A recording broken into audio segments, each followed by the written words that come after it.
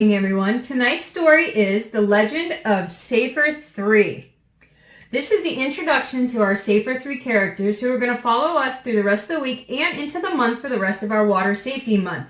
These guys are really important because they each have very specific tasks on how to keep us safer and keep us healthy. Okay? So we're going to be listening to an audiobook tonight. I'm not going to be reading. So you need to listen carefully because not all the words match up to the words in the book. Okay? Let's begin.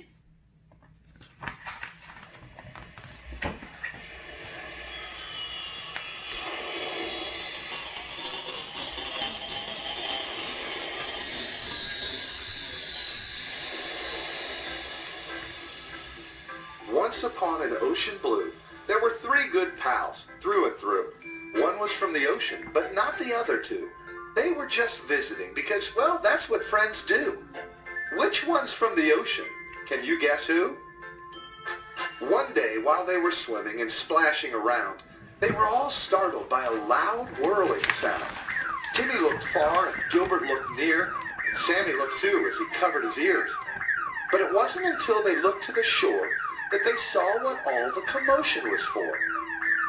There on the beach, parked next to a crowd, was a truck with red lights and a siren so loud that even from the water, as far out as they were, Timmy had to shout just to be heard. "It's an ambulance, fellas! Someone's on the ground!" "Oh no," cried Sammy. "I hope no one's drowned." Then Gilbert spoke up. His voice sounded sad.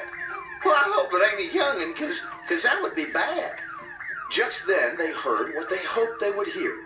The crowd began clapping and started to cheer as the child stood up and coughed once or twice, breathing again, scared but all right. The water pals all breathed a sigh of relief, but they couldn't just leave and go back to the reef. Too many children had drowned in the past. This wasn't the first, and it wouldn't be the last. Gilbert looked at Timmy and said with resolve, "We can't go home till this problem is solved." "Well, I wish we could help, but what else can we do?" Sammy said to his water pals crew. And then an idea came bursting through. Like the rush of a wave fresh and blue, the clouds in his head were cut clean through, and in an instant, without any doubt, he knew exactly what they had to do. "The Magic Mermaid Queen can help," Sammy said, feeling very proud of himself. "She's known for all the help that she gives. Follow me, water pals. I know where she lives." Then, with the speed of a crashing wave, the water pals raced to the Queen's magic cave. They swam for hours, and then they swam some more. They swam till they stood at her magic cave door.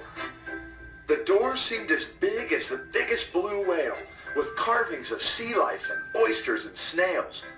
Every inch was covered in bright shiny gold, even a door knocker, way too big to hold. The closer they looked, the more they could see that one of the carvings looked just like Timmy. "That's me," Timmy said, pointing way up high, "and Sammy and Gilbert, one on each side." As they pointed, each picture had started to glow, and a loud rumbling sound began to grow. The rumble grew louder from behind the great door, till it flew wide open with a thundering roar. Well, the pals fell back and they went tumbling and bumbling, and in the commotion their minds started jumbling, the things that they saw and the things that they heard, like the most beautiful voice and 3 wonderful words. "Welcome, water pals," sounded clear and true. And then the pals heard, "I've been expecting you." Like a scene in a wondrous watery dream, full of bubbles and magic and mystical things, a figure appeared from the blue and the green, revealing to all the one that they call the Magical Mermaid Queen. As the water pals entered the Queen's magic cave, they couldn't help thinking about what she had said. "How'd she know we were coming?" Gilbert said to himself. "We had never told anyone else." "The legend, that's how," the Mermaid Queen said. Gilbert was startled. His face turned bright red. Then the Queen smiled. "Sit down, rest your fins, and I'll tell you all how the legend begins. Long ago," she said softly, "way back in the blue, all water creatures were sad, just like you.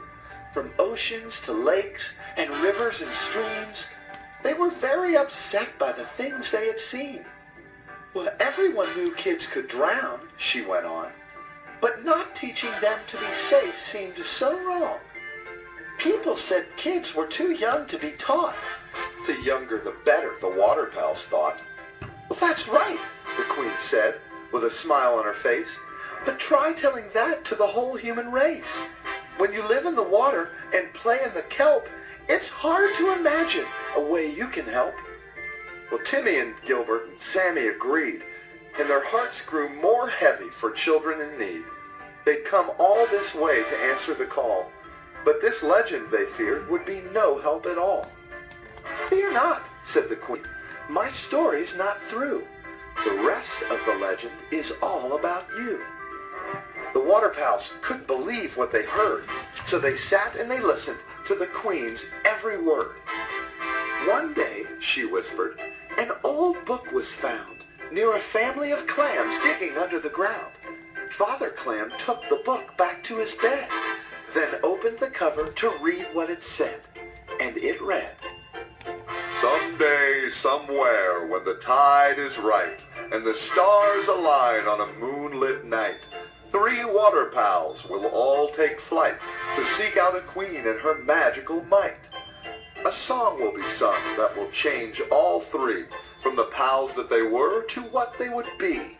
They'll venture to land from out of the sea to tell every child about water safety. The Safer 3 is what they'll be called, and is also what they will teach one and all, from the youngest of those, the weak and the small, to the eldest, who have already grown tall. You see, the Queen said, the legend is clear. It is fate that has brought the 3 of you here.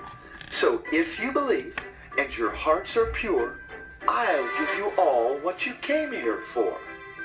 Well, the water pals' hearts were bursting with glee at the thought of becoming the Safer 3. So they stood and they all put a hand on their hearts and promised the Queen that they would do their part. The Queen looked and smiled with a tear in her eye. She was proud that the pals were willing to try to help right a wrong that had lasted so long, just by singing a simple, magical song. The song, the Queen said, is soulful and sweet. Whatever I sing, you simply repeat. When we finish singing and the song is all done, your quest as the Safer 3 will have begun.